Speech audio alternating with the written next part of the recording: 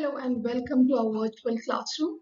Today our topic is The Summer of a Beautiful White Horse by William Saroyan, which is from the book Snapshots for class 11. The story, The Summer of the Beautiful White Horse, is being narrated by the 9-year-old Aram.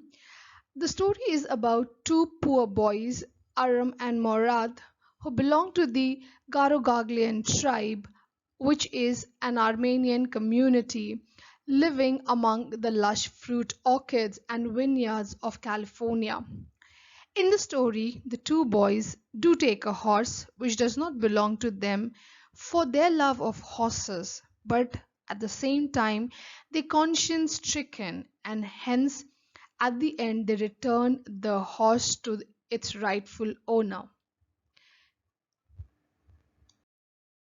We will now discuss the most important events of the story in details. Mourad comes with a horse. One morning, Aram was awakened before dawn by his 13-year-old cousin Mourad, who is thought to be crazy by everyone except Aram. And he had a way with animals. He had a very deep understanding and affection for animals. Aram is astonished to see that Mourad is sitting on a beautiful white horse. Aram had always wanted to ride a horse, but because they belong to the Garoghlanian tribe, which is very poor, they couldn't afford one. The Garoghlanian tribe. The tribe of these boys, Garoghlanian, was so poor that none of them understood where they got their money for food. Most important was that they had been famous for their honesty for about 11 centuries, even when they believed they had been the wealthiest family in the world. They were a proud, honest, and an ethical clan. They were incapable of taking advantage of anyone, leave alone stealing. Watching the horse, Aram could not believe that the horse had anything to do with his cousin Mourad, or for that matter with anyone of the tribe, because they were so poor they couldn't afford to have such a beautiful white horse. Mourad could not have bought the horse, and so the other option was he must have stolen it. But in a very childlike innocence and simplicity, Aram concluded for himself that stealing a horse for a ride was not the same thing as stealing money. Even if it was, it would not be as serious as stealing if one was so passionate about horse riding, the way Mourad and he himself was. It could be called stealing only if they had sold the horse for money. Aram quickly changed and leaped upon the horse and sat behind Mourad. Then they lived at the edge of the town on Walnut Avenue. Behind their house were vineyards, orchards, irrigation ditches, and country road. They rode to the olive avenue. They were happy with themselves. The fresh air seemed new and lovely to breathe. They were so happy that Mourad even began singing. And seeing Mourad singing, Aram felt that there was a crazy element in the tribe, and Mourad had inherited that crazy streak in him.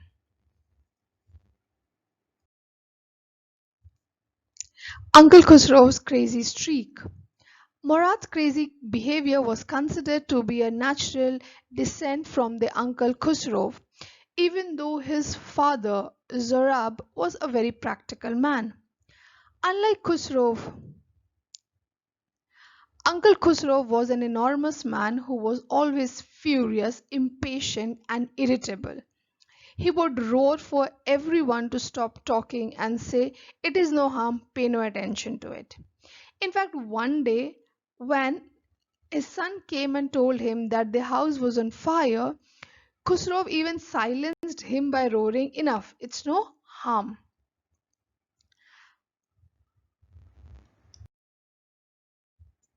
After riding together, Both Mourad and Aram wanted to ride on the horse alone. Mourad kicked his heels into the horse and shouted, "Wazir, run!" After 5 minutes of a run across the field of dry grass to the irrigation ditch, they returned. And then it was Aram's turn. But when Aram sat on the horse and kicked its muscles, it reared and snorted and raced forward, dropping Aram off its back. The horse kept running. Later, Morad went after the horse, and it took him half an hour to find the horse and bring him back. That same afternoon, John Byro, who is an Assyrian farmer, came to the house of Aram, and he reported to Aram's mother about his missing white horse, which was stolen about a month ago, was not yet found. Hearing this, Aram concluded that Morad must have had the horse for a very long time. Khusrove, who was at Aram's house when John Byro had come, shouted his favorite dialogue, "It's no harm," to such an extent that Byro was forced to spring out to avoid responding. Listening about the horse stolen of John Byro, Aram ran to Morad to inform him about Byro's arrival. Aram also pleaded to Mourad not to return the horse until he could learn to ride. Mourad disagreed to this, saying that Aram would take at least a year to learn horse riding, but promised he would keep it for 6 months. This became a routine for them, each morning riding horse. Mourad came daily to pick Aram to ride, and Aram continuously fell off the horse's back after every attempt. 2 weeks later, when the boys were taking the horse back to its hiding place, they met John Byro on the road. Morad wished him as John Byro observed the horse keenly. He asked the boys the name of the horse, to which Morad replied that it was an Armenian name which meant "my heart." John Byro wanted to look into the horse's mouth, as it was just like the horse that had got stolen. After looking into the mouth of the horse, the farmer said that he could have sworn that it was his horse if he didn't know their family was famed for their honesty. He was not a mistrustful man, so he would believe his heart rather than his eyes, and saying this, he walked away. These words of John Byro touched the boys a lot, and so the next day, early morning, they took the horse to John Byro's vineyard and put it in the barn. The dogs followed them around without making a sound. Morad put his arms around the horse, pressed his nose into the horse's nose, patted it, and then came away. That very afternoon, John Byro went to Aram's house in his carriage and showed his mother the horse that had been stolen and returned. He said that he was confused as the horse now was stronger and even better tempered. Uncle Khusrove heard this. He became irritated and shouted at John Byro to be quiet because his horse had returned now.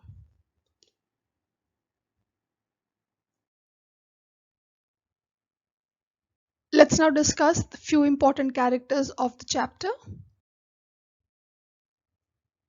Mourad. Mourad is one of the most important characters in the story, The Summer of the Beautiful White Horse. He's a 13-year-old boy. As we see in the chapter, he's very lively and is considered to be crazy by his tribe. He enjoys horse riding, and when he rides the horse, he even goes to the extent of singing and living that moment. He loved his cousin, his younger cousin Aram, a lot, and when he got the horse, he ensured that Aram also enjoyed horse riding along with him. Also, he told Aram about the horse, which he had kept a secret from anyone else.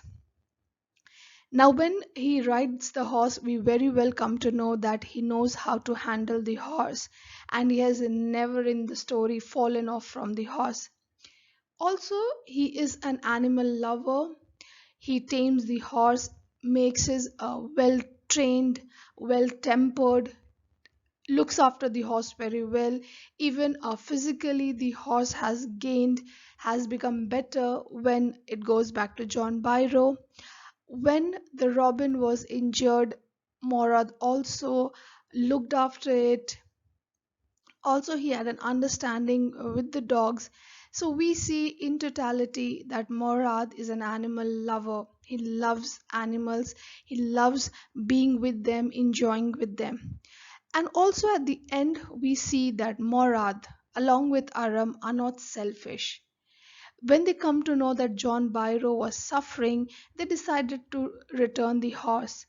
And when they saw that John Byro had that faith on them because they belonged to the Garoghlanian tribe, they quickly returned the horse because they didn't want John Byro to suffer.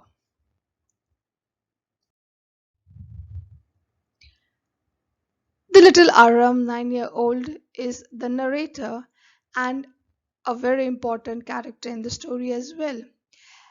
We see him narrating the story from with that innocence of a 9-year old, and he is that childlike thoughts, his innocent thoughts are revealed to the readers when he justifies stealing, saying that stealing horse, if you're passionate about horse riding, stealing horse is not stealing at all, and it's not a crime even because you're not exchanging it for money. So we see that childlike, the innocent thoughts of his and actions in the story. Also, when he comes to know about John Byro, he rushes to Mourad and tells him not to give away the horse until and unless he has learned horse riding. Also, we see that a very young age of 9 year, he has that pride because he belongs to the Garoghlanian tribe, and he has understood that though his tribe is poor, yet they are not going to steal. And that's why it is very difficult for this little Aram to believe that Morad had actually stolen the horse.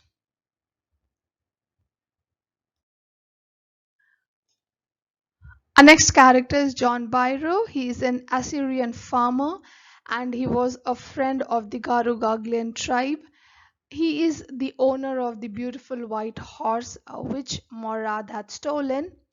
He is sad due to his lost horse as he had to walk a lot. His carriage is also of no use without the horse, and he goes to the house of Aram in order to share this sadness and pain of getting his horse lost. He is a firm believer in the honesty of the Garoghlanian tribe to such an extent that even when he sees his own horse with the two boys, Mourad and Aram, he says that he will believe that the Garoghlanian tribe is an honest tribe and they could have never stolen his horse. Also, we see he becomes overtly happy and joyous when his horse is returned back, and he also appreciates the behavior of the horse at the end of the text. He feels the horse is better tempered, is physically stronger. Uncle Khusrove, he's been considered a crazy man in the tribe, and he provides that the comic relief in the story. He's an impatient, he gets irritated very fast, and he roars a lot, and he stops others from talking by roaring and saying, "It's no harm, pay no attention to it." And he's a man who doesn't take things very seriously. When his house was on fire, even then he said it was no harm. And we come to know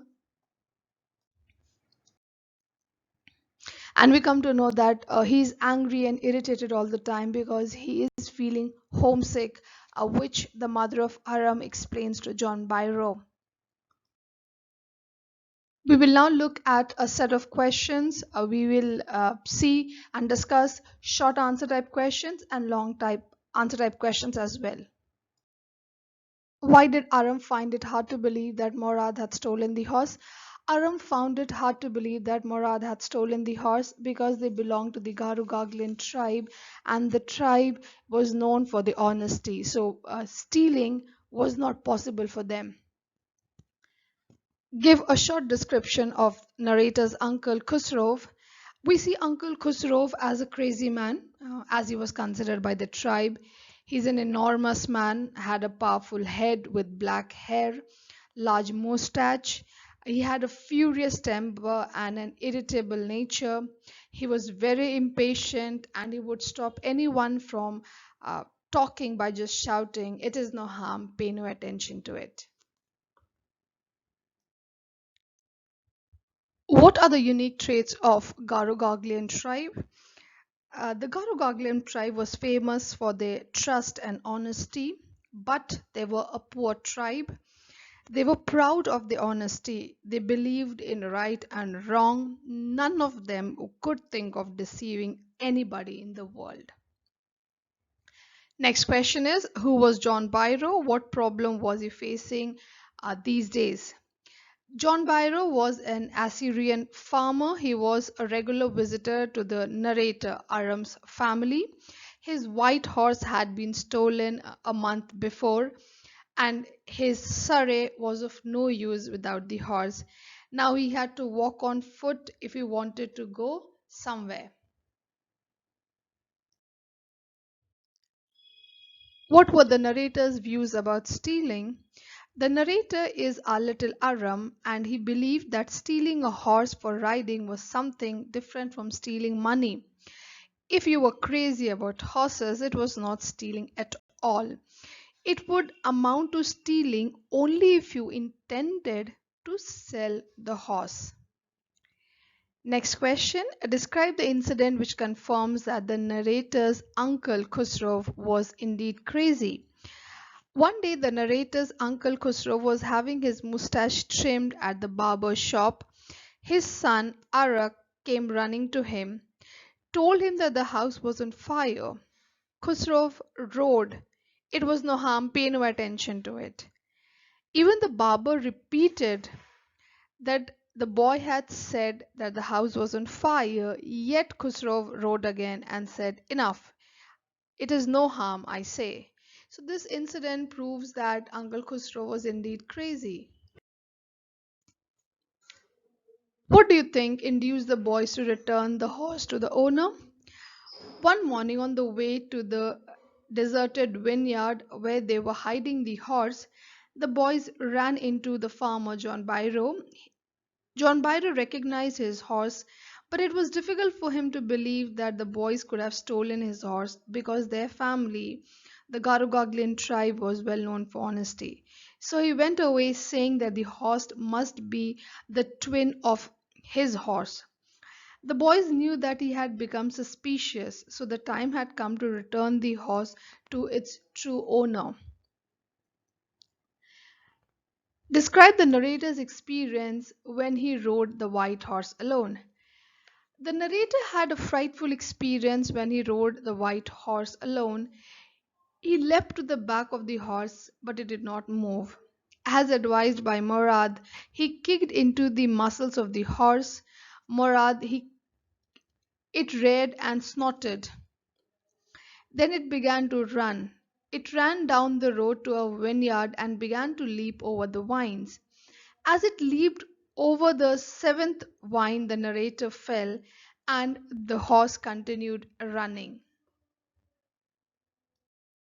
How did Uncle Khusrove react to John Byro's complaint about stealing of his horse? John Byro was sad that his horse was stolen last month and it was still missing. Instead of showing sympathy, Uncle Khusrove became very irritated and shouted, "It's no harm. What is the loss of a horse? Why is this crying over a horse?" Second question, why did the narrator insist on keeping the stolen horse for a year? Why did Mourad oppose the idea? The narrator didn't want to give the horse back to its owner until he had learned to ride, and Mourad opposed this, saying that Aram would take a year to learn riding and they could not keep the horse for so long.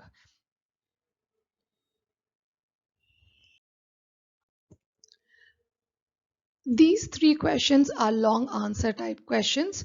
Uh, First question, what impression do you form of cousin Mourad? For this answer, you can refer to the character sketch that we have discussed earlier in the video. Let's move to the second. Did the boys return the horse because they were conscience stricken or because they were afraid? I think these boys were conscience stricken because when they came to know that John Byro had recognized his horse, and he, in spite of knowing that it was his horse, just because they belonged to the Garoghlanian tribe, he had immense faith on their honesty. He could not believe that the two boys could have stolen his horse, and thinking, considering that the horse was a twin of his horse, he went away. So this made the boys conscious of the fact that they belonged to the Garoghlanian tribe, which was known for its honesty, and they should also follow the same trait and return the horse to the owner. Third question, compare and contrast Uncle Khusrove and Mourad. So as we have already seen in the chapter, Uncle Khusrove and Mourad were similar in their craziness. Mourad was considered a natural descendant of Uncle Khusrove in this respect, in the trait of craziness. Both were very dominating in nature. They had their pet words like Uncle Khusrove used, "It is no harm, pay no attention to it." And Mourad kept saying, "I have a way with the birds, the dogs, the horse." So these were the words that Uncle Khusrove and Mourad used repetitively. Then Uncle Khusro shouts, he silences his son, the barber, and the farmer John Byro. And also on the part of Mourad, we see that Mourad is the one who does all the decision making, all the talking, and Aram is the silent follower. The difference between them is that Uncle Khusrov is a physically well built, a middle aged person with enormous power, large mustache, whereas Morad is just 13 years old. He's like a young boy. Uncle Khusrov gets irritated very fast, is furious, whereas Morad is not that irritated or not that furious. He's very reasonable in his conversation.